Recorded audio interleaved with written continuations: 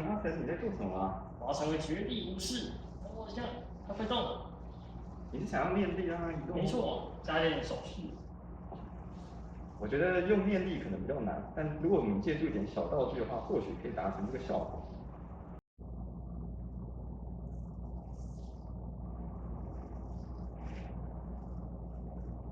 哇，太神奇啦！哎，你怎么办到的？哦，其实我手上有磁铁。哎，可是这是铝片啊，根本就吸不起来。啊，你想知道原理吗？在介绍隔空一物的原理之前，首先我们必须认识一个在电磁学中非常重要的定律，也就是法拉第定律。法拉第定律用数学式来表达，就如荧幕中间所示。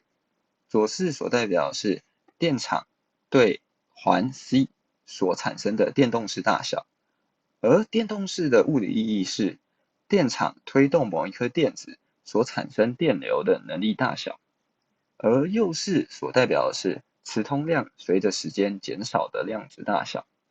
磁通量的物理意义则是磁场通过某一截面积 S 沉积产生的量值大小。听起来有点复杂，所以我们会在下一章详细来解释。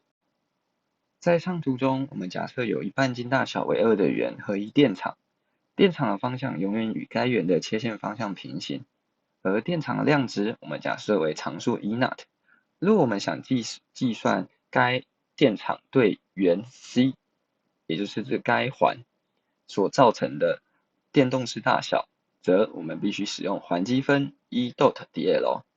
而因为我们的电场为一常数，因此我们只需将圆周长乘上 E0 即可。若电场是会随着路径上各点所改变的话，我们则需将路径做参数化的表达，并且乘上电场，再做积分。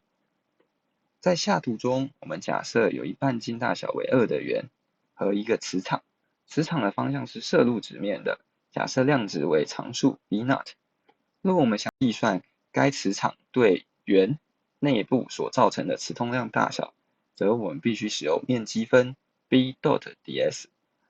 而因为该磁场为一个常数，因此我们只需将圆面积乘上常数 B0 即可。若我们的磁场是一个会随着各点所造成变化的，则我们必须将每一个点都用两个参数，例如 x、y 做表达，再将 b 乘上该点的量值大小相加，也就是做积分，通常是双重积分，来计算我们的磁通量大小。有了对电动势和磁通量基本的认识以后，我们回到法拉第定律。我们可以理解法拉第定律为，当我们的磁场会随着时间做变化时，我们的磁通量也会随着时间做变化，也就达成了右式所要求的。这个时候，我们就会产生对应的左式，也就是我们会产生一个沿着环 C 的电动势。有了法拉第定律后，再加上高中所学的比欧沙法定律，我们可以推导出封闭线圈永远会产生一抵抗外加磁场变化的磁场，也就是冷次定律。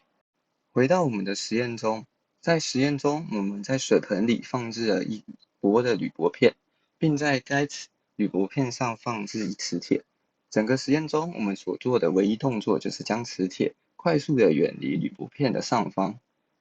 若我们根据冷次定律，我们可以得出以下的结果：在磁铁移动方向的后方会产生抵抗该磁铁远离的磁场，而在磁铁移动的方向前方会产生一抵抗该磁铁进入的磁场。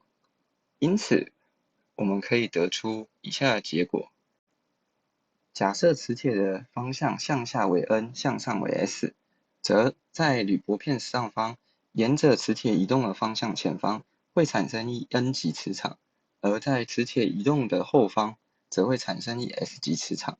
则在磁铁在移动的时候 ，s 级磁场会被磁铁吸引，而 n 级磁场则会被磁铁所排斥。而一前一后的交互作用下，我们就可以观察到铝箔片的移动咯。